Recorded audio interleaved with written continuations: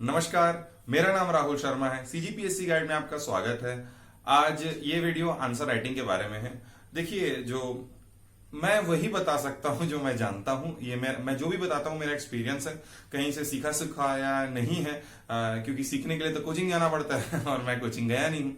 तो यदि किसी को ये चीज एप्लीकेबल लगे तो ही अपनाइए, नहीं तो यदि आपके पास कुछ और अच्छा तरीका है तो उसे अपनाइए। हमेशा किसी भी चीज को तर्क की कसौटी पे कसिए और यदि वो लगता है आपके लिए वो वर्क करता है तभी उसे हमें फॉलो करना चाहिए। दोस्तों, इस वीडियो में एंड में आपको सैंपल आंसर के स्क्रीनशॉट मिलेंगे, जो कि मैंने जब मैं टेस्ट सीरीज दे रहा था मेंस के पहले, तो मैंने जो दिया था, चूंकि मैं इंग्लिश मीडियम से हूं तो वो इंग्लिश में है। और हिंदी वालों के लिए इसीलिए मैंने हमारे इस बार सीजीपीएससी 2018 के टॉपर डॉक्टर प्रशांत देवांगन, जिनका ओवरऑल रैंक 19th आया है, उनसे मैंने रिक्वेस्ट की और वो बहुत ही जल्दी उन्होंने एकदम गर्मजोशी से अपने आंसर जो शीट है वो शेयर की मुझसे स्क्रीनशॉट। तो उनके हिंदी में जो आंसर्स हैं वो मैं उसको भी मैंने इंक्लूड किया है, सैंपल जो मैंने लास्ट में स्क्रीनशॉट डाला आंसर राइटिंग का।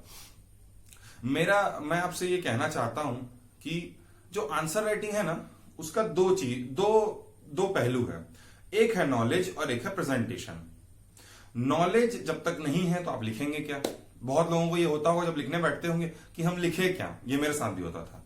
तो यदि आपके साथ भी ये हो रहा है तो आप टेंशन मत लीजिए, आप बिल्कुल सही स्टेज में हैं। ये पहला स्टेज है। तो क्या लिखें? तो आपको नॉलेज कम है इसलिए आपको समझ में नहीं आ रहा है क्या लिखें। जब थोड़ा नॉलेज होगा या आधा नॉलेज होगा तो हम लोग कुछ लिख लेते हैं, लेकिन हम लोगों को संशय रहता है, डाउट रहता है कि हम सही लिखे हैं कि नहीं लिखे हैं। तो अब कैसे हम समझें कि हमारा आंसर हम सही लिखना शुरू कर देते हैं? तो यहां ही आ जाती है बात प्रस्तुति की, प्रेजेंटेशन की। देखिए, प्रेजेंटेशन को मैं एक सिंपल आपको उदाहरण से समझाना चाहूंगा। प्रेजेंटेशन जो है ना, ये आपके नॉलेज पे डिपेंड करता है। आपका नॉलेज जितना अच्छा होगा उतना अच्छा प्रेजेंटेशन हो जाता है। किसी को कॉपी नहीं करना पड़ता, खुद ही हो जाता है।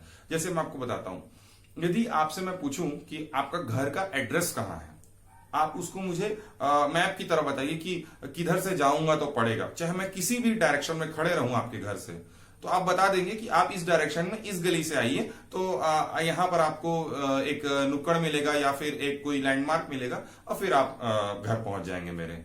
लेकिन यही प्रश्न यदि मैं आपसे पूछूं कि कोई जगह आप एक ही बार गए हैं, उसको आप बताइए, तो आप फंस जाएंगे। क्यों? क्योंकि आप एक बार गए हैं तो आपको उसकी याद ढंग से नहीं है, तो आप फंस जाएंगे उसकी प्रस्तुति देने में। यहीं पर बात आ जाती है। जिसका हमने अध्ययन गहन किया है और ज्यादा किया है, चूंकि हम अपने घर को अच्छे से जानते हैं, तो समझ लीजिए आपका अध्ययन गहन है, वहां पर डीप है, तो वहां पर आपकी प्रस्तुति अच्छी हो जाती है। लेकिन वहीं पर जब आप किसी चीज को, किसी टॉपिक को बस थोड़ा सा ही पढ़े हैं और उसको समझाने का प्रयास कर रहे हैं, तो आपकी प्रस्तुति आधी अधूरी हो जाती है। उसका कारण यही है कि आपका नॉलेज बेस कमजोर है। तो इस चीज को आप इंप्रूव करिए, नॉलेज को।